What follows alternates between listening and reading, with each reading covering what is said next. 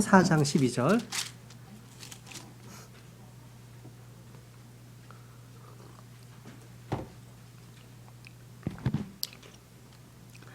히브리서 4장 12절, 12, 13절 같이 읽습니다. 히브리서 4장 12, 13절. 네, 시작.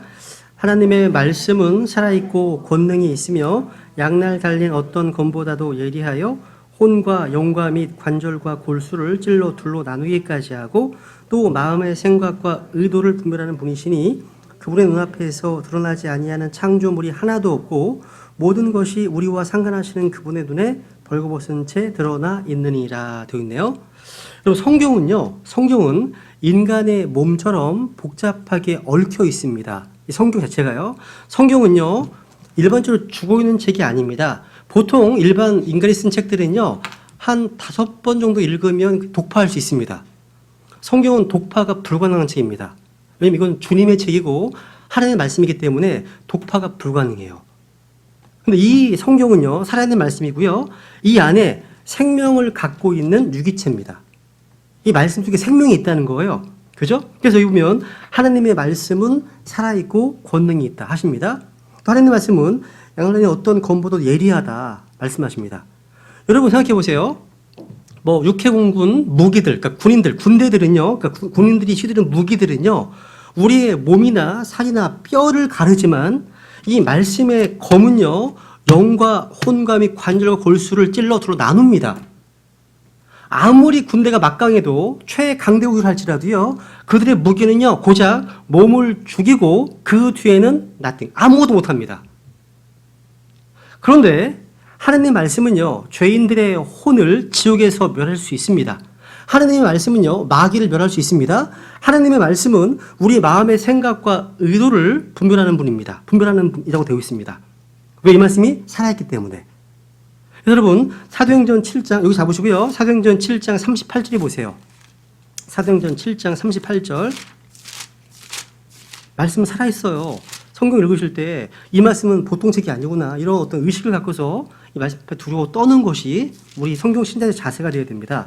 사도행전 7장 38절에 보시면 시내산에서 자기에게 말하던 그 천사와 또 우리 조상들과 함께 광야에 있던 교회에 있으면서 밑줄 살아있는 말씀들을 받아 우리에게 두던 자가 바로 이 사람이니라. 살아있는 말씀들 되어 있죠.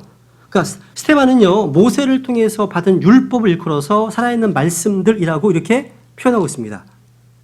하나님께서는요, 우리의 몸이 먹는 음식을 이 땅에서 취하게 하셨습니다. 음식을요. 그리고 하나님께서는요, 우리 영이 먹어야 될 양식으로 이 말씀을 주셨다는 거예요. 그래서 사람이 빵으로만 살지 아니하고 하나님의 모든 말씀으로 사는 줄을 내가 알게 하십니다. 말씀하셨잖아요. 우리 사람은요, 하나님의 모든 말씀으로 삽니다. 그래서 베드로전서 1장 23절 그 유명한 말씀 있죠. 여기 보시면요, 체크해 보세요. 베드로전서 1장 23절. 너희가 다시 태어난 것은 썩을 씨에서 난 것이 아니요 썩지 아니할 씨에서 난 것이니 살아있고 영원히 거하는 하나님의 말씀으로 된 것이니라 되어 있습니다. 여러분, 하나님의 말씀이 살아있다는 것은요, 하나님의 말씀이 유기체로서 생명을 주고요, 생명을 낳고요, 그 생명을 자라게 하는 말씀이라는 뜻입니다. 그러니까 하나님의 말씀은 영원한 생명의 말씀입니다. 그리고 이 하나님의 말씀이 또 검으로, 성령의 검으로 살아있다는 것은요, 우리가 그리스도의 피 묻은 복음을 전할 때 그 듣는 혼들의 양심과 마음을 찌른다는 뜻입니다. 성령의 검, 따로 성령의 검. 야, 하나님의 말씀입니다. 왜? 듣는 혼들의 마음을 찌르거든요. 몇 구절 보겠습니다. 사도행전 2장. 이런 말씀을 우리가 많이 묵상해야 됩니다. 하나님의 말씀이 검이기 때문에요, 이 말씀이 듣는 혼들의 마음을 찌릅니다. 사도행전 2장 37절. 사도행전 2장 37절. 히브리서 4장 12절 그 말씀에다가 검에다가 이런 걸 적어놓으면 좋아요. 이 구절들요. 이제 그들이 이 말을 듣고 마음속으로 찔려 베드로와 나머지 사도들에게 이르되 사람들아 형제들아 우리가 어찌할까 하거늘. 보세요. 이 말, 지금 베드로의 말씀 선포, 이 말을 듣고서 마음속으로 프릭트 찔렸습니다. 찔렸어요. 하나님의 말씀을 들은 사람들은요, 마음이 찔렸다고 말합니다. 찔렸습니다. 프릭트, 가시처럼 막 찔린 거예요. 그죠? 그러니까 성령님께서는요, 우리가 선포하는 말씀을 통해서 일하시기 때문이죠. 여기 넘겨보세요. 5장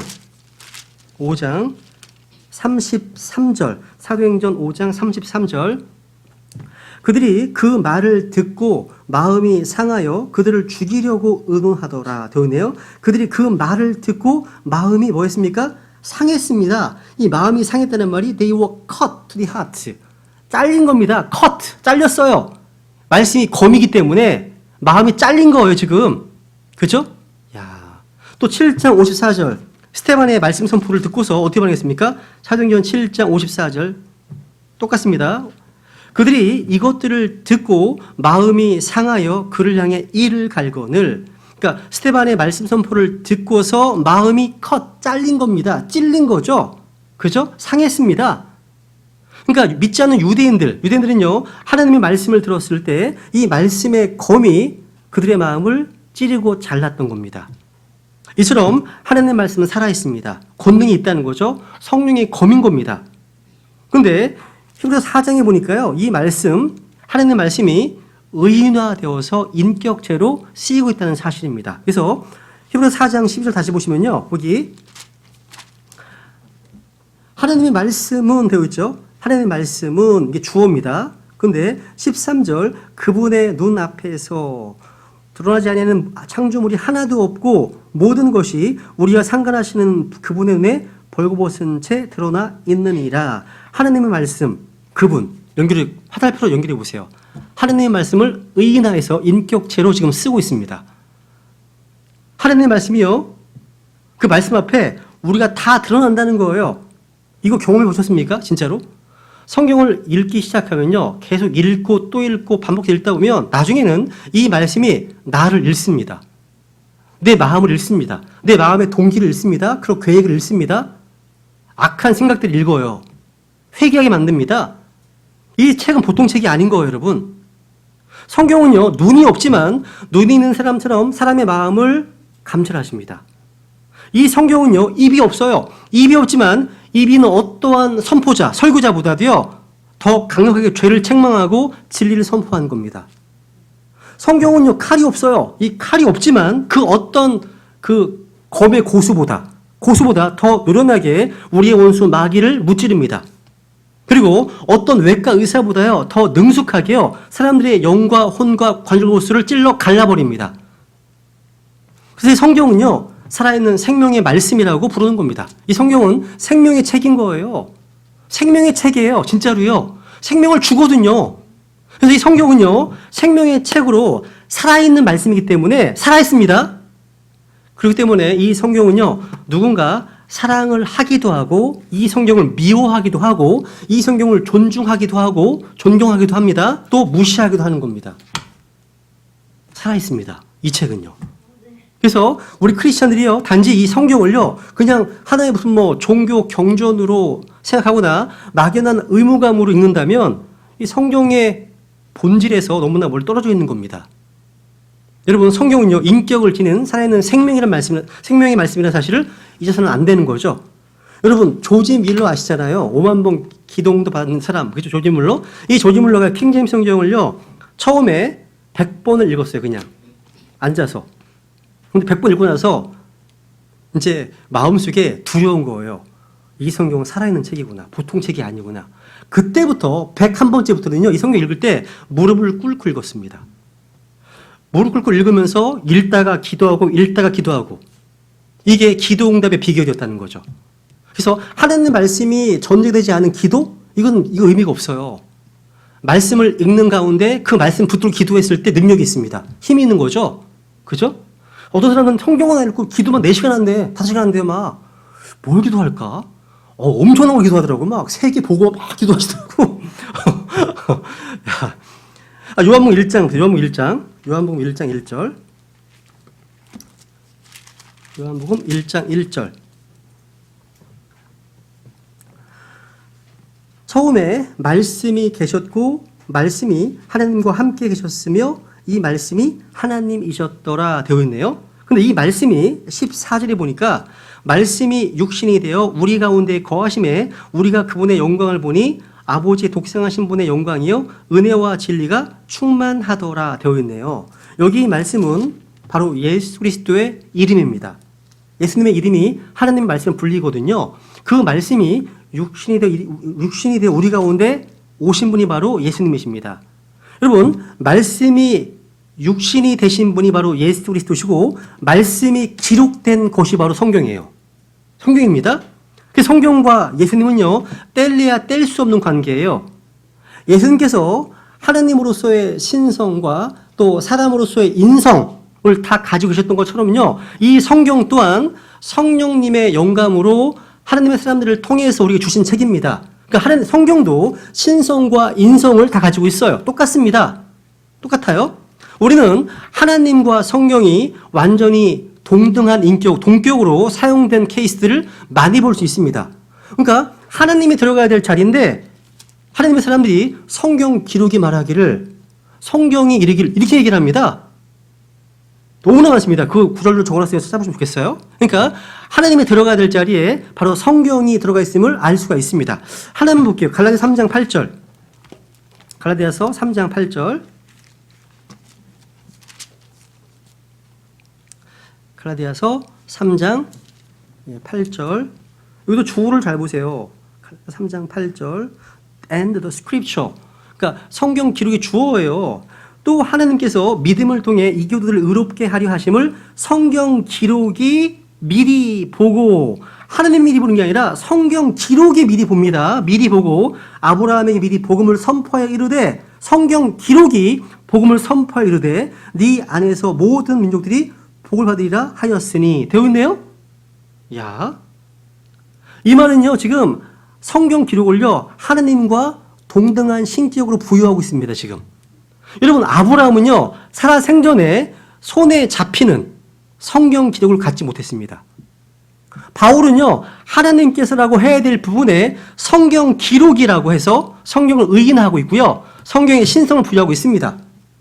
성경을 그만큼 높이고 있는 거예요. 이 성경 말씀을 대할 때 하나님을 대하듯이 대하라는 얘기예요. 주여 말씀하옵소서 주의 종이 듣겠나이다. 이런 자세로요. 이 말씀이요. 그러니까 하나님 말씀을 주님으로 대하고 있다는 사실을 주목해 보시기 바랍니다. 그러니까 우리 모두가요, 성경 신자라면 주님께서 은혜와 긍휼을 베풀어 주셔서 주님 주신 이 책, 이 성경이 어떤 책인지 분명하게 알 수 있도록 우리 눈을 열어주시도록 기도해야 됩니다. 보통 책이 아닙니다. 이 책이요. 생명의 말씀입니다. 그래서 오늘 이 두 번째 시간에는요, 일곱 경륜, 이제 두 번째 시간으로 성경이 어떻게 구분되어 있는지 개략적으로 말씀을 드리겠습니다. 이 성경은요, 비록 1500년 넘는 기간 동안에 약 40명의 기자들이 3개 대륙에서 기록했지만 성경은 통일성을 갖고 있고 인간의 상상력을 뛰어넘어서는 하나의 계획을 제시하고 있습니다.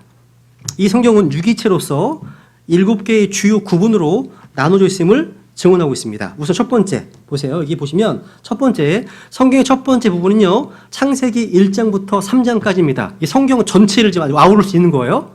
이 부분에요. 이 부분에서는요, 하나님께서 자신의 창조물과 두 개의 언약을 체결하십니다. 하나는 에덴의 언약이라고 하고 또 하나는 아담의 언약이라고 불링이 나옵니다. 조금만 설명하고 넘어갈게요. 먼저 창세기 2장을 보겠습니다. 창세기 2장. 창세기 2장에 보시면 에덴의 언약이 맺어지는 이때는요, 언제냐? 지금 인류 가운데 아직 죄가 들어오지 않았고 사망이 없었던 시기예요. 이 시기는요, 아담은 창세기 1장에서 하나님께 지으신 모든 것을 다스리는 왕으로 세움받았죠. 여러분, 하나님께서 아담에게 요구하시는 것은 오직 한 가지예요. 한 가지만 지키면 돼. 그러니까 죽지 않으려면 한 가지만 지키면 돼요. 그게 뭐예요? 그렇죠. 창세기 2장 16, 17절 보세요. 여기부터 무슨 복음이 나오는 게 아니에요. 여기부터 주 예수 그리스도 믿어, 이게 아니에요. 아담이 요구하는 건 이겁니다. 16, 17절 읽습니다. 같이 시작. 주 하나님께서 남자에게 명령하여 이르시되 동산의 모든 나무에서 나는 것은 내가 마음대로 먹어도 되나 선악을 알게 하는 나무에서 나는 것은 먹지 말라. 그 나무에서 나는 것을 먹는 날에 내가 반드시 죽으리라 하시니라 되어 있네요. 한 가지만 지키면 돼요. 뭐예요? 아담은 지금 이 명령에만 순종하면 죽지 않습니다. 영생할 수 있어. 이 순종하면요. 근데 이 명령에 순종하지 않으면 죄가 들어오고 죽게 됩니다. 죽게 되는 거죠. 한마디로 이거겠죠. 조건부 행위 언약입니다. 조건부 행위 언약이에요. 그러니까 순종하느냐 순종하지 않느냐에 따라서 생명과 사망이 결정된다는 사실이죠. 그죠? 이해되시죠? 그죠? 그러니까 에덴 동산에는요. 아담이 지켜야 될 율법도 없고 황금률도 없고 피해 속죄도 없고 다른 어떤 종류의 믿음도 필요하지 않고 단지 동산 중앙에 있는 선악과 먹지 말라 이 명령에 순종하면 하면 되는 겁니다. 다른 거 없어요. 그러니까 아담은요. 하지 말라는 것을 안 하면 영생 누릴 수 있습니다. 아담은요. 근데 아담은 범죄했어요. 그래서 이 언약은 끝났습니다. 끝났어요. 그리고 그 다음에 이제 아담과의 언약이 등장하는 거잖아요. 여기 창세기 3장 14절부터 좀 나오잖아요. 읽진 않습니다. 다 언약이 잘 나와 있습니다. 하나님께서는요, 에덴 동산에서 에덴의 언약이 나타난 하나님의 명령에 불순종함으로 인해서 범죄 아담을 쫓아내시잖아요. 그러면서 한 가지 약속을 주셨습니다. 15절만. 한 가지, 이 메시아, 원시복음이라고 하는데요. 15절 읽습니다. 시작. 내가 너와 여자 사이에 또 내 씨와 그녀의 씨 사이에 적개심을 두리니 그 씨는 내 머리를 상하게 할 것이요 너는 그의 발꿈치를 상하게 할 것이니라 하시고 최초의 예수 그리스도에 대한 예언입니다. 여기 보시면 내 씨와 그녀의 씨 밑줄 치세요. 그녀의 씨, 여자의 씨. 하나님은 뱀의 씨가 있고 또 여자의 씨가 있을 것이다. 이 둘 사이에는 적개심이 있다 말씀하십니다. 뱀의 씨는 바로 가룟 유다, 적 그리스도입니다. 뱀의 씨는요. 여자의 씨는 바로 예수 그리스도십니다. 여자의 씨는 말 그대로 여자의 씨예요. 모든 씨는 남자가 남자, 아저씨입니다. 씨는 남자한테 있어요. 아주머니, 애기 주머니예요. 여자에게 씨가 있는 게 아닙니다. 근데 여자의 씨로 오십니다. 예수님께서 여자의 씨. 그죠? 그러니까 모든 사람은 다 남자의 씨이지만 남자로 말미암지 않고 여자의 씨인 사람이 있다는 거죠. 바로 메시아 예수님이십니다. 남자를 통해 오면 죄를 물려받으니까 그러면 피해 속죄를 할 수가 없잖아요. 그죠? 그겁니다. 이게 아담의 언약입니다. 최초의 원시복음이죠. 그죠? 그 외에도 여러 가지 내용이 있습니다. 그 읽어보시면 될 것 같습니다. 그죠? 이게 아담과의 언약입니다. 두 번째, 성경 두 번째 부분은 뭐냐면 창세기 4장부터 12장까지입니다. 여기서는 노아와의 언약이 나오고 또 아브라함과의 언약이 나와 있습니다. 이 노아의 언약, 이게 뭐냐면 에덴의 낙원에서 쫓겨난 이제 범죄한 아담의 아들들은요, 땅에서 폭발적으로 인구가 증가합니다. 그래서 노아 홍수 당시에 최소 한 50억 정도 있었다고 하잖아요, 인구가요. 가장 적게 잡았을 때 많게는 120억까지 있었다고 합니다. 근데 그 범죄한 하나님의 아담의 아들들은요, 땅에서 폭력, 부패와 폭력이 가득했습니다. 성적인 부패, 폭력이 가득했습니다. 그래서 창세기 6장에 보시면요. 보세요. 여기 11절. 땅도 하나님 앞에 부패하여 폭력이 땅에 가득하더라. 하나님께서 땅을 보시니 보라 그것이 부패하였더라. 이는 땅 위에서 모든 육체가 자기의 길을 부패시켰기 때문이라. 말씀하시네요. 그러니까 노아의 홍수 이전의 모습이 어떤 모습입니까? 폭력과 음행이 만연했습니다. 이 노아의 날들의 모습이 바로 마지막 날들 재림의 때라고 말씀하실 정도였습니다. 그러니까 사람들의 사악함이 땅에서 큰 시기, 생각하고 생각하는 모든 것이 항상 악할 뿐인 시기였습니다. 그 결과는 뭐예요? 결과? 하나님의 심판뿐입니다. 심판이에요, 심판. 그래서 17절에 보시면 보라, 나 곧 내가 땅 위에 물들의 홍수를 일으켜 속에 생명의 숨이 있는 모든 육체를 하늘 아래에서 멸하리니 땅에 있는 모든 것이 죽으리라 하시네요. 이 말씀대로 노아와 그의 가족들을 제외한 모든 사람, 땅 위에서 코로 호흡하는 모든 육체들은 다 죽었습니다. 죽었어요. 그리고 주께서는 이제 노아 홍수 다 멸하셨습니다. 그리고 노아 홍수 이후에 이제 방주에서 나온 노아와 그의 아들들과 노아와 한 가지 언약을 세우셨습니다. 더 이상 땅을 물로 심판하지 않겠다는 겁니다. 이게 창세기 8장 21절 말씀이에요. 그 언약의 표징이 바로 레인보우, 무지개입니다. 무지개예요. 그러니까 이 언약은요. 창세기 8장에 나와 있는 21절, 21절에 나오는 이 언약은 지구가 어떤 경우에도 이전처럼 홍수의 물들로 멸망하지 않는다. 땅을 멸할 홍수가 다시는 있지 않다고 하시는 겁니다. 걱정 안 해도 됩니다. 그래서 뭐 어떤 분들은 뭐 북극과 남극의 빙하가 녹아서 땅이 잠기는 거 아니야? 이런 주장도 있잖아요. 다 거짓말입니다. 그런 일 있지 않습니다. 하나님 약속하셨어요. 그죠? 여러분, 이 노아의 언약, 이 언약은요, 인간의 행위와 관련이 없어요. 이건 조건부 행위 언약이 아니라 하나님께서 일방적으로 해보신 언약입니다. 은혜 언약이에요. 일방적으로. 감사하죠. 근데 여러분, 이 노아의 언약이 선포된 뒤에 사람들은 이 땅에 이제 인간들이 정부를 세우기 시작했습니다. 여기서 이제, 이런 이제 세대주의에서는 인간 정부의 경리, 표현하거든요. 뭐 어쨌거나, 뭐 어려운 거 아닙니다. 이 땅에 정부를 세우기 시작했습니다. 특히, 신할 땅에서 창세기 10장에 보시면, nim롯, 최초의 적그리스도의 인물 나오죠? nim롯의 왕국이 시작되었잖아요. 즉, 인간 정부 시대가 등장한 거예요. 그리고 노아 홍수 이후에 또 급격한 변화가 뭐냐면 식생활의 변화가 생겼습니다. 그러니까 땅의 모든 짐승들, 날짐승, 물고기들을 하나님께서 우리에게 먹을 것을 주셨어요. 원래 육식은요, 창세기 1장 아담을 만드시고 나서 그때 주신 이제 먹을 것은 뭐였습니까? 채소와 과일이었어요. 그런데 노아의 홍수가 끝난 이후에는요, 육식을 허용하셨습니다. 하나님의 어떤 이유가 있어서. 뭐 그 얘기까지 하기는 안 되고요. 어쨌거나. 근데 육식을 허용해 주셨는데 다만 여기에 한 가지 금지 명령이 있죠. 뭐예요? 그것을 생명과 함께 그 피와 함께 먹지 말지니라. 그 하나 금하셨어요. 피를 함께 먹지 말라고요.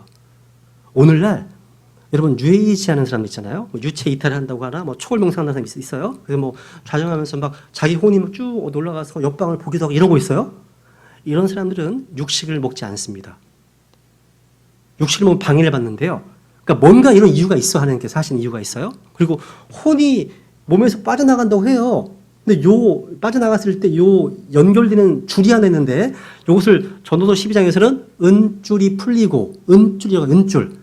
그러니까 혼과 몸이 분리가 일어나면 죽는 겁니다. 끝나는 거예요. 이제 하나님께 가는 겁니다. 지옥 아니면 천국이죠. 그런데 풀리지 않은 상태, 끊어지지 않은 상태에서 연결돼서 유체이탈을 어디 가는 거예요, 이게. 근데 이것들을 많이 시도하면 금방 노화가 일어나는데 일찍 죽는데요. 이런 걸 그냥 한번 이런 얘기가 있구나 하시면 돼요. 너무 진지하게. 그러니까 이게 유해자녀들이 하는 얘기니까. 저 책에서 읽은 거니까.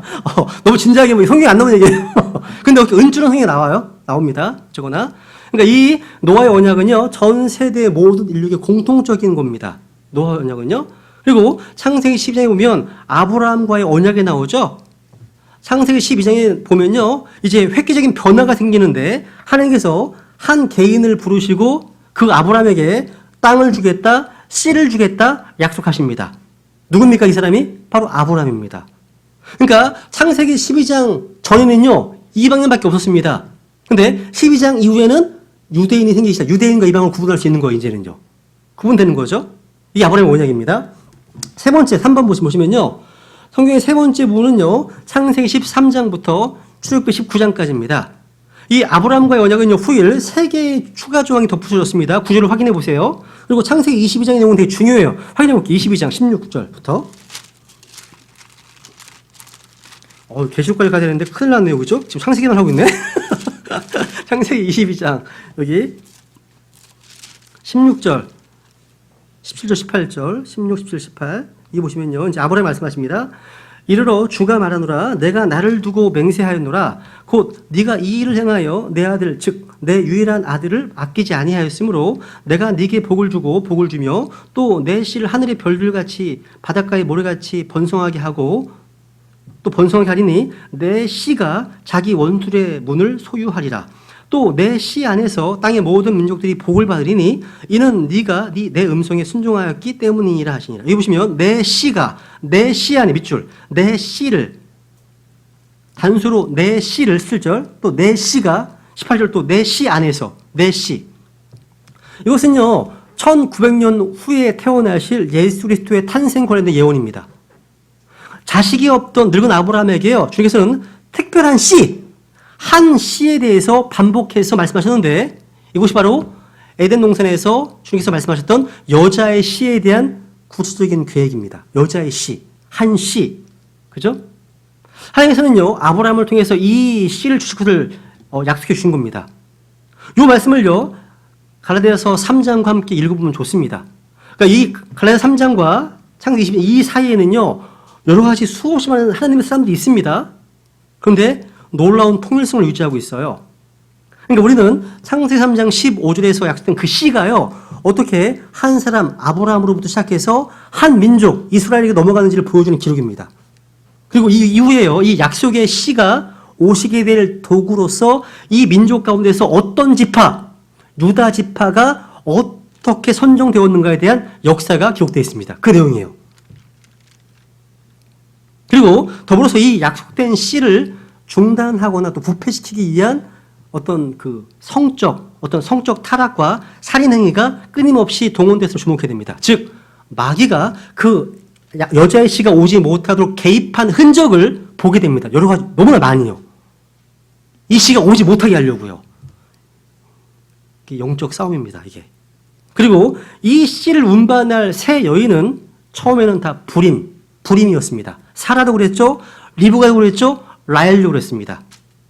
하나님께서는 이들에게 아들을 주셨어요. 이것은 여자의 씨가 성령께서 임하심으로 기적적인 탄생을 하실 것을 미리 보여주신 겁니다. 초자연적인 출생을 보여주신 거예요. 미리. 야, 그러니까 이게 이 성경의 저자가 하나님이 아니라면 도저히 기록할 수 없는 책이 성경이에요. 인간이 성경을 기록할 수 있다 하더라도 기록하지 않을 겁니다. 왜? 인간의 죄를 폭로하고 있으니까. 기록하지 않을 뿐만 아니라 기록할 수도 없습니다. 능력이 안 돼. 우리 하나님이 아니기 때문에. 그죠? 야, 여러분 갈라디아 3장을 보세요. 갈라디아 3장을 보세요 한번. 이 씨와 내에서 단수와 복수의 차이가 되게 중요해요. 성경에 단수와 씨냐, 씨들이냐가 되게 중요해요. 3장 16절. 갈라디아서 3장 16절. 이게 창세기 22장. 이 말씀을 지금 서로 연결되는 말씀입니다. 16절. 이제 그 약속들은 아브라함과 그의 씨에게 하신 것인데 그분께서 여럿을 가리켜 씨들에게 하지 아니하시고 하나를 가리켜 내 씨에게 하시나니 이 씨는 그리스도시니라. 밑줄. 이 씨는 그리스도시니라 되어 있네요. 하나님의 약속들은 누구에게 한 겁니까? 아브라함과 그의 씨에게 하신 거예요. 이 씨가 누구십니까? 예수 그리스도십니다. 이 구절은요 성경에 글자 하나하나에 영감이 있음을 잘 보여주는 말씀입니다. 영감, 축자 영감을 잘 보여주는 거죠. 그러니까 C들과 C의 차이예요. SEEDS와 SEED의 차이예요. S 하나의 차이입니다. 단복수의 차이예요. 그러니까 성경에 기록된 말씀은요 단어는 물론이고 글자 하나에까지 다 영적 의미가 있어요. 주님께서는요 율법의 1.1회까지 다 바뀔 수 없다 하셨습니다. 그죠? 아브라함의 씨들, 아브라함의 씨 비슷하지만 결코 같지 않습니다. 다른 거예요. 하나님의 말씀을 정리하기 때문에 꼼꼼하게 보셔야 되는 겁니다. 성경에서 시제, 단수 복수 문제, 대문자 소문자 문제, 구두자 문제 이런 것들을 다 주의하지 않으면 오류에 빠질 수 있어요. 잘 봐야 돼요. 하나한테 중요하거든요. 하나님께서는 아브라함에게 약속을 주실 때 내 씨들이라고 하지 않으시고요. 네 씨에게라고 하셨습니다. 이 씨가 누구예요? 이삭이 아닙니다. 야곱이 아닙니다. 요셉이 아니에요. 이 씨는 바로 예수 그리스도십니다. 그래서 그걸 정리해 보세요. 적어놓어 보세요. 이 씨는요. 예수님이신데 창세기 15절 여자의 씨입니다. 여자의 씨. 처녀 탄생을 얘기하는 거죠. 남자 없이 여자를 통해 태어나신 거죠. 또 이 씨는요. 아브라함의 씨입니다. 히브리서 2장 16절 적어놓으세요. 히브리서 2장 16절. 이 씨는 아브라함의 씨입니다. 2장 16절. 아브라함의 씨는 예수님이십니다. 또 이 씨는요. 다윗의 씨예요. 요한복음 7장 42절. 요한복음 7장 42절 오시면 그리스도께서 다윗의 씨에서 나오시며 되어 있어요. 다윗의 씨의 씨입니다. 예수님은 다윗의 아들이시고 다윗의 씨이십니다. 로마서 1장 3절도 말씀하십니다. 그분께서는 육체로는 다윗의 씨에서 나셨고 되어 있어요. 근데 예수님은요, 다윗의 뿌리이시며 다윗의 씨이십니다. 근데 조심하실 것이 있어요. 예수님은 다윗의 씨이지만 솔로몬의 시는 아닙니다. 무슨 얘기냐? 당연히 요셉과 마리아, 요셉의 시도 아닙니다. 예수님은 마리아의 시입니다. 여자의 시예요. 그래서 누가복음 3장에 보면요, 인류 역사의 족보가 나옵니다. 마태복음에서는요, 1장에서는 왕으로서 족보밖에 안 나오고 아브라함까지밖에 안 나오잖아요. 누가복음은요, 사람에 들러오신 예수님을 보여주는 책이기 때문에 첫 번째 사람 아담까지 올라가요. 하나님까지 나옵니다. 거기 보면 다윗, 또 올라가서 나단. 그러니까 솔로몬이 아니에요. 나단으로 돼 있어요. 그리고 마리아, 이렇게 예수님, 이렇게 이어집니다. 그러니까 이렇게 되면 예수님은 아브라함의 시도 되시고 다윗의 시, 여자의 시, 이 모든 말씀을 다 성취하는 성취자이시 될 수 있는 겁니다. 네 번째. 성경 네 번째 부분은 출애굽기 20장부터 마태복음 26장까지입니다. 이것은 모세와의 언약이라고 불리고 또 율법이라고 불립니다. 이스라엘은요, 야곱과 그 12아들로 된 가족이었지만 이집트에서 큰 민족이 되었죠. 하나님께서는 약속대로 그 민족들을 이집트에서 불러내셨습니다. 그리고 약속의 땅으로 인도하셨습니다. 근데 약속의 땅에 이르기 전에 이스라엘이 민족적으로 주님과 언약을 맺었습니다. 그게 출애굽기 19장입니다. 보세요. 19장 5절. 출애굽기 19장 5절. 그러므로 이제 너희가 참으로 내 목소리에 순종하고 내 언약을 지키면 너희는 내게 모든 백성들보다 뛰어난 특별한 보물이 되리니 이는 온 땅이 내 것이기 때문이라. 또 너희는 내게 제사장 왕국이 되며 거룩한 민족이 되리라. 네가 이스라엘의 자손에게 고할 말들이 이러하니라. 중개가 얘기하죠. 여기 7절 있습니다. 모세가 와서 백성 형들을 불러 주께서 자기에게 명령하신 이 모든 말씀을 그들의 얼굴 앞에 내놓음에 8절 온 백성이 함께 응답하이르되 주께서 말씀하신 모든 것을 우리가 행하리이다 하니 모세가 백성의 말을 주께 전하매 주께서 모세에게 이르시되 보라 내가 짙은 구름 가운데서 내게 임한 것은 내가 너와 말할 때에 백성이 듣게 하려 함이며 또한 영원히 내 말을 믿게 하려 함이니라 하시니라. 모세가 백성의 말을 주께 고하였더라. 되어 있죠. 지금 하나님께서는요, 지금 아브라함, 아담, 노아 이런 한 개인과 언약을 체결하신 게 아니라 지금 한 민족과 언약을 체결하셨는데 모세가 중재자였기 때문에 이것을 모세의 언약이라고 하기도 하고 또 시내산에서 체결되었기 때문에 시내산 언약이라고 부르기도 합니다. 그런데 이 모세의 언약은요, 8절 말씀 그대로요, 철저히 행위 언약입니다. 적어놓으세요. 철저히, 저기 있나? 철저히, 이것은, 그렇죠. 행위 언약입니다. 행위 언약. 그러니까 이것은요, 순종하느냐, 순종하지 않느냐, 순종의 여부에 따라서 생명과 사망, 복과 저주가 임하는 거죠. 하나님께서는요, 모세의 언약에 따라서 이스라엘을 다루셨습니다. 이스라엘 백성들이 하나님 말씀을 지키고 순종할 때 복을 받았습니다. 근데 그들이 주님을 버리고 주의 말씀을 순종하지 않았을 때는 재앙과 저주가 임했죠. 이스라엘이요, 모세의 언약만 잘 지키면 세계 최강의 민족, 국가가 되는 겁니다. 땅에서 잘 되고 모든 민족들의 머리가 되는 거예요. 부강해집니다. 강해집니다. 그런데 주님의 말씀, 율법에 순종하지 않으면 머리가 아닌 꼬리가 됩니다. 모든 민족들이 짓밟히는 신세가 되어버립니다. 그런데 이 율법은 누가복음 16에 보면 침례자 요한까지로 되어 있습니다. 율법은 침례자 요한까지였습니다. 그리고 갈보리까지는 완전히 제거되지 않았습니다. 이따 볼 겁니다. 그렇기 때문에 갈보리 이전의 내용이 기록된 사복음서는요, 교리적으로 아직 율법의 경륜 가운데 있음을 주의하셔야 됩니다. 그러니까 예수 그리스도께서요, 십자가에 죽으시기 전까지는요, 율법의 경륜에 속해 있는 것이고요, 거기까지는요, 그 누구도 영적 할례를 받지 않았습니다. 그들 역시 제거되지 않았습니다. 정결되지 않았다는 거예요. 그리고 구약에서는요, 주님께서 오시기 전이었기 때문에 누구도 그리스도 안에 있지 않았습니다. 누구도 성령에서 태어나지 않았습니다. 거듭나지 않았습니다. 그들은 모두가 다 아담의 형상을 따라 태어났습니다. 어렵지 않죠, 그죠? 이 내용도 다음에 볼 겁니다. 어쩌거나 십자가 이전까지 구약 경륜 가운데는 우리랑 다르다는 거, 이것만 이해하시면 좋겠습니다. 이 내용은요, 구약의 구원 관련해서 공부할 때 좀 정리하시면 좋겠습니다. 다섯 번째는요, 마태복음 27장부터 사도행전 2장까지입니다. 우리는 이 부분을요, 과도기라고 불러, 과도기. 이 기간은요, 구약에서 신약으로 또 이스라엘에서 교회로 넘어가는 과정에 해당하기 때문이에요. 여러분, 신약은요, 마태복음 26장 28절, 이것은 죄들의 사면을 얻게 하려고 많은 사람을 위해 흘린 나의 피, 곧 새 상속 언약의 피니라. 새 상속 언약이 뉴 테스트먼트 신약입니다. 신약이에요. 이때 수립된 거고요. 그리고 마태복음 27장 50절, 예수님께서 큰 소리로 외치시고 숨을 거두시니 십자가에서, 이때까지는 아직 신약이 발효되지 않았습니다. 여러분, 뉴 테스트먼트 신약, 새로운 유언은요, 유언한 자가 죽었을 때 발효가 되는 거예요. 그러니까 죽기 전까지는 아직 율법적으로는 있는 거예요, 아직은요. 그래서 다른 겁니다. 다른 거예요.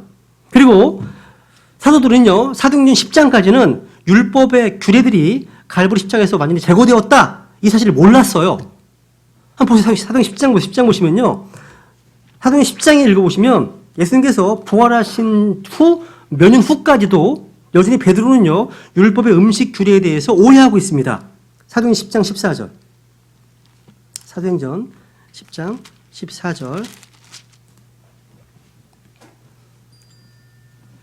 베드로가 이르되 주여 그리할 수 없나이다. 내가 속되거나 부정한 것을 결코 먹지 아니하였나이다 하매 되어 있는데요. 예, 지금 오해하고 있어요.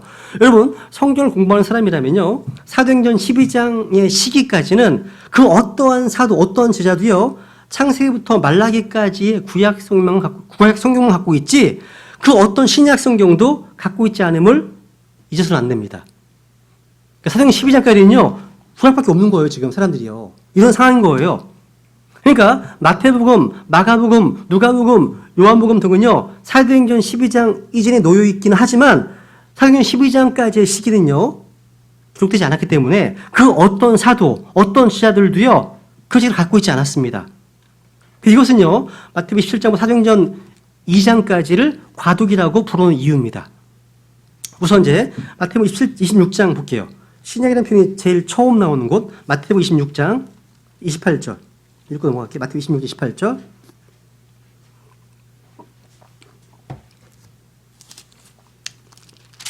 마태복음 26장 28절 이 보시면요, 주님께서 이제 주의 만찬을 제정하시잖아요. 그죠? 빵과 잔을 이제 떼어 주시잖아요. 그죠? 주시는데 28절, 이것은 죄들의 사면을 얻게 하려고 많은 사람을 위해 흘린 나의 피, 곧 새 상속 언약의 피니라. 새 상속 언약이요, 영어로 뉴 테스트먼트, 신약입니다.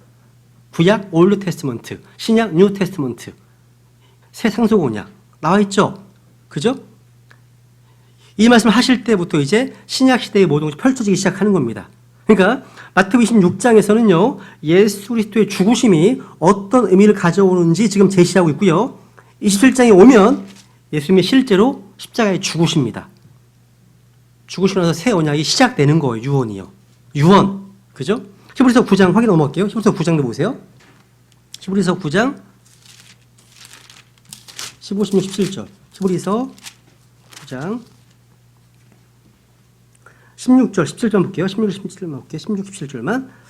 상속 언약, 이게 이제 언약입니다. 테스트먼트입니다. 상속 언약이 있는 곳에는 또한 반드시 상속 언약하는 자의 죽음이 필히 있어야 하나니, 상속 언약은 사람들이 죽은 뒤에라야 효력이 있고 상속 언약한 자 살아있는 동안에는 아무 힘이 없느니라 되어 있죠. 그러니까 신약은요, 그 새 유언, 예수님의 십자가에 죽으실 때까지는 아직 효력 발휘된 게 아닙니다.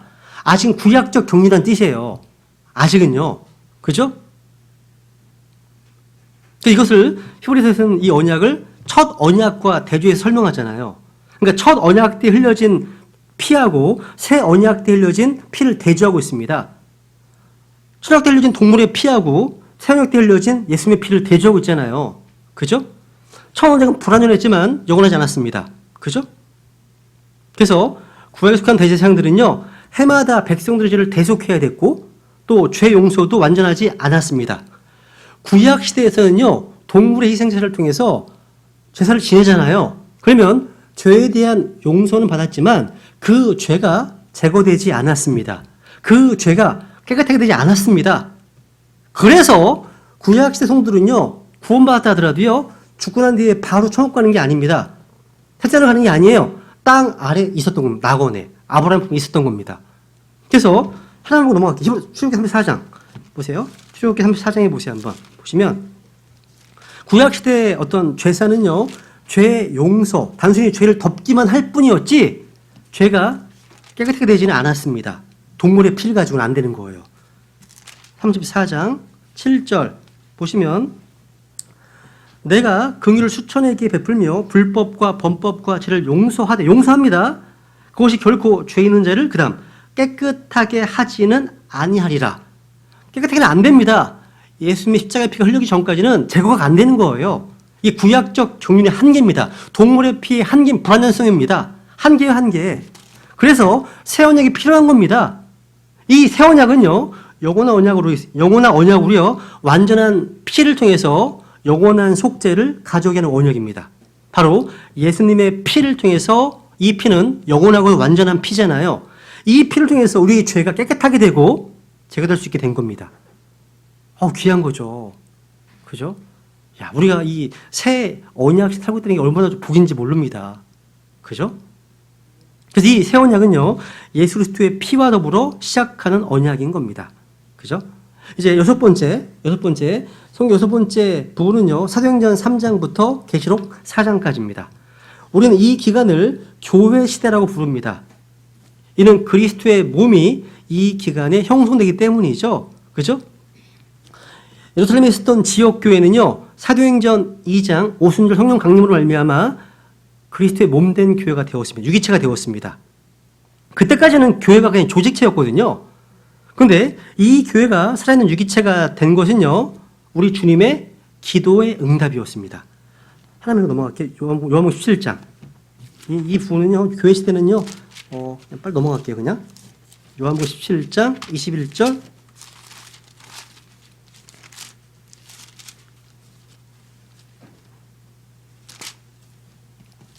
여기 21절 보세요. 이것은 그들이 다 하나가 되게 하려 함이니이다. 아버지여, 아버지께서 내 안에 내가 아버지 안에 있는 것 같이 그들도 우리 안에서 하나가 되게 하사 아버지께서 나를 보내시고서 세상에 믿게 하옵소서 되어 있죠. 이게 언제 이루어지는 겁니까?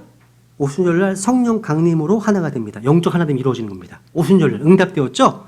그죠? 이 교회 시대입니다. 아니, 일곱 번째 마지막. 이거 뭐냐면 교회 시대 이후에 일어나는 일들입니다. 이것을요, 이제 두 개 부분으로 이제 나누게 되면 환란 시기와 그 이후의 일들입니다.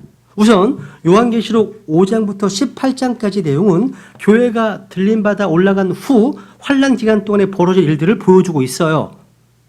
그래서 계시록 4장에 보면요, 교회를 예표하는 사도 요한이 하늘로 올라가요. 4장 1절 보세요. 4장 1절 보시면 이 일들을 내가 바라보니 보라, 하늘에 한 문이 열려있네요. 내가 들은 첫째 음성 곧 나팔 소리같이 내게 이야기하던 음성이 이르되 이리로 올라오라. 이후에 반드시 일어날 일들을 내가 네게 보이리라 하더라. 이리로 올라오라. 우리가 주님 오시는 그날 우리는 들을 겁니다. 우리 일인과 더불어서 영서가 이리로 올라와라. 들을 거예요. 들은 이후에 이후에 일어날 일들을 보여주십니다. 그게 요한계시록 5장부터 이제 18장까지 내용입니다. 이게 환란 기간 동안에 벌어질 일들이에요. 교회가 휴거된 이후이에요. 그러니까 이 시기는요, 교회 시대가 끝나고 이스라엘이 이제 교회를 대신해서 하나님의 백성이 된 시기입니다. 이제 이 기간을 다른 말로 하면 다니엘의 70째 주라고 불리는 7년의 기간입니다. 성경이 이 기간을 야곱의 고난의 시기라고 부릅니다. 야곱의 고난의 시기예요. 이 기간에는 이스라엘 12지파가 등장할 겁니다. 여러분 생각해 보세요. 교회 시대에는요, 유대인이 있고 이방인이 있고 누가 있습니까? 하나님의 교회가 있습니다. 교회 시대는요, 구원받지 못한 유대인, 구원받지 못한 이방인, 구원받은 유대인과 이방인으로 구성된 교회 이렇게 있습니다. 그런데 환란 시대가 되면 교회가 없어. 이제 유대인과 이방인밖에 없는 거죠. 여기에 구원받은 유대인, 구원받지 못한 유대인, 구원받은 이방인, 구원받지 못한 이방인 이렇게 나눌 수 있는 거예요. 환란 때가 되면요. 그죠? 근데 유대인 이방밖에 없다는 겁니다. 그래서 여러분 7년 환란 기간 동안에는요 모세와 엘리야라고 하는 두 증인이 지상으로 돌아옵니다. 그리고 구원의 내용, 환란 시기가 되면요 구원의 내용이 바뀝니다. 이 내용은요 오늘날 뭐 침례교도를 비롯해서 많은 복음주의자들은요 되게 어려움을 겪는 게 많습니다. 왜냐하면 이분들이요 오직 예수 그리스도를 믿는 믿음을 통해 은혜로 받는 구원만을 알고 있기 때문입니다.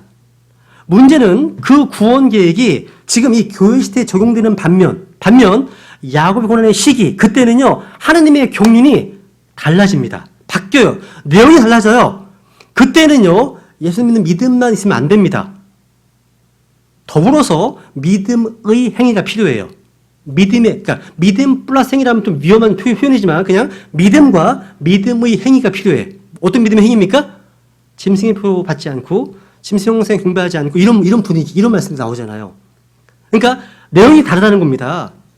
어쨌든 그 경륜을 믿음을 고만한다고 하면 하나님께서 계시하신 구원의 내용이 다르다는 뜻입니다. 바뀌었다는 뜻입니다. 분위기가 계시록 12장 17절 보세요. 계시록 12장 17절.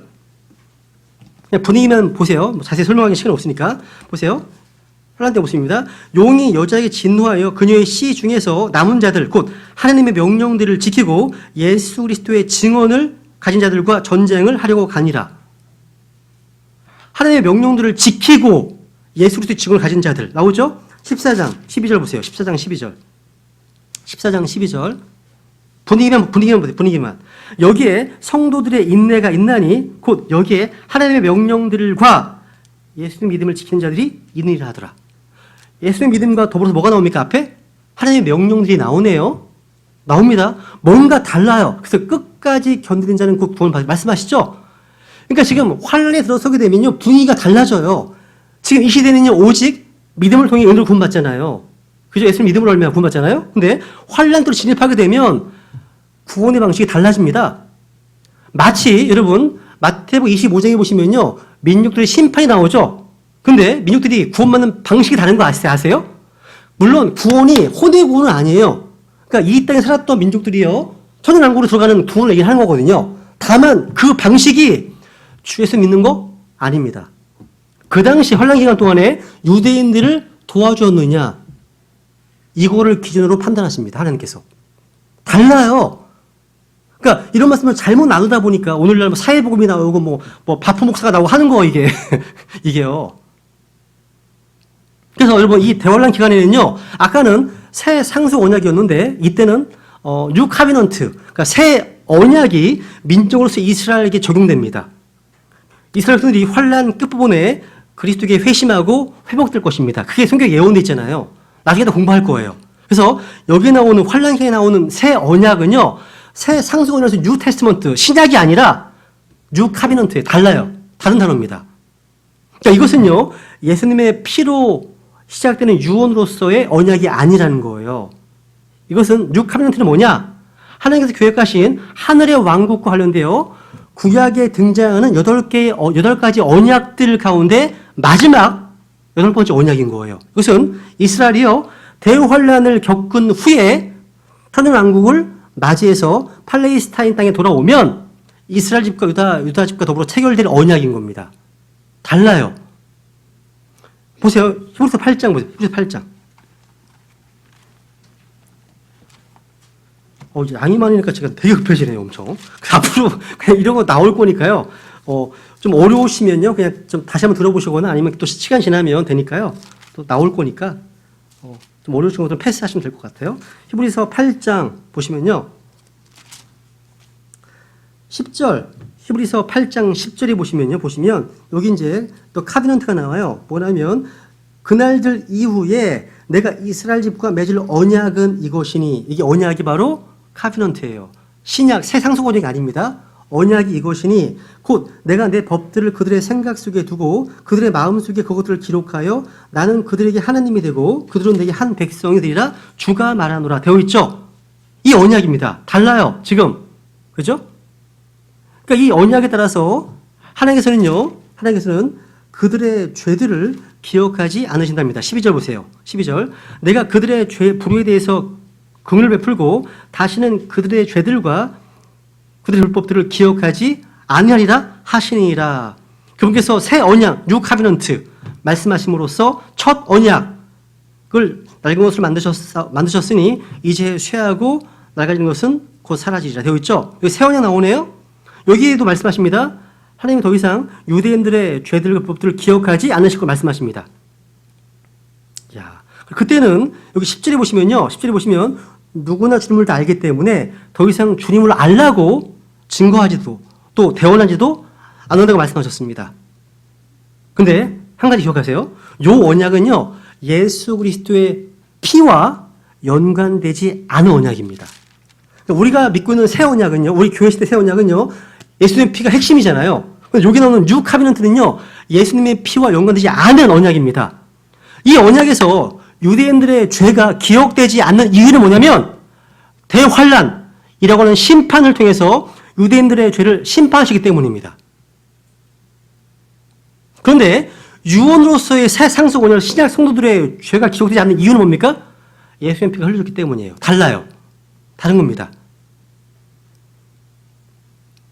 그래서 요 새 상속 언약으로서의 뉴 테스트먼트하고요. 지금 여기서 얘기하는 새 언약, 뉴 카비넌트 이걸 잘 구분하셔야 됩니다.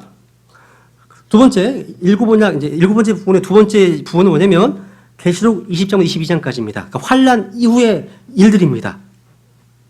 계시록 20장, 21장, 22장이죠. 이때는 뭐냐면 예수님께서 이 땅 위에 왕자 위에 앉아서 다스리시는 시기입니다. 와, 대단한 시기죠. 놀라운 시기입니다. 예수님께서는 이 땅에 태어나셨을 때요. 여러 말씀들을 통해서 눈에 보이고 물리적이고 정치적인 왕자를 차지할 것이라고 약속하셨습니다. 약속받았습니다. 여러분 성경은요. 정치적인 책이라고 할 수 있습니다. 예수님께서 이 세상의 모든 권력, 문세를 다 무너뜨리시고 세상의 왕으로 등장하실 거거든요. 이 세상의 모든 왕들이 그리스도 왕국이 될 겁니다. 바뀔 겁니다. 성경에 예언돼 있어요. 성경은 정치적인 책이라고 할 수 있어요. 이것이 예수님의 천년 통치. 그리고 21장에 가시면 이제 영혼으로 이어지는 거예요. 계속. 이게요. 그래서 제가 살펴본 이 내용들이요. 성경의 기본 골격이라고 할 수 있어요. 이렇게 구분을 두는 것은요. 하나님의 성경 방식대로요. 하나님의 말씀을 바르게 나누어서 연구하라. 말씀하시기 때문입니다. 성경에는요. 합당한 구분이 있고 이렇게 이 구분을 무시하면 성경을 억지로 풀다가 왜곡하다가 스스로 파멸에 이를 수 있기 때문이에요. 그래서 우리는 하나님께서 우리 인간을 다루시는 단순한 역사인 것처럼 보여도요. 실제로는요. 고도로 복잡하고 계획된 것으로 이 계획은요. 인간이 아닌 어떤 분이 아니시고는 고안할 수 없는 그런 하나님의 경륜을 우리가 깨달아야 됩니다. 왜냐하면 우리가 방금 공부했던 이 구분들은요. 일관성 있는 하나의 구조를 이루고 있기 때문이에요. 이게요. 하나님의 경륜이기 때문에 그렇다는 거죠. 야, 이게 성경의 신비 중에 신비예요. 유기적인 어떤 구조를 갖고 있다는 사실이요. 그래서 오늘 들으신 말씀을 좀 기억하시면서 우리 모두가요. 살아있는 말씀, 주님의 책으로서 이 말씀을 주님 대하듯이 받들고 이 말씀을 바르게 나누어 공부하고 항상 우리가 주님의 말씀의 정의로움 가운데 걸어가는 인생 되기를 간절히 원합니다. 오늘 여기까지 하겠습니다. 마치겠습니다.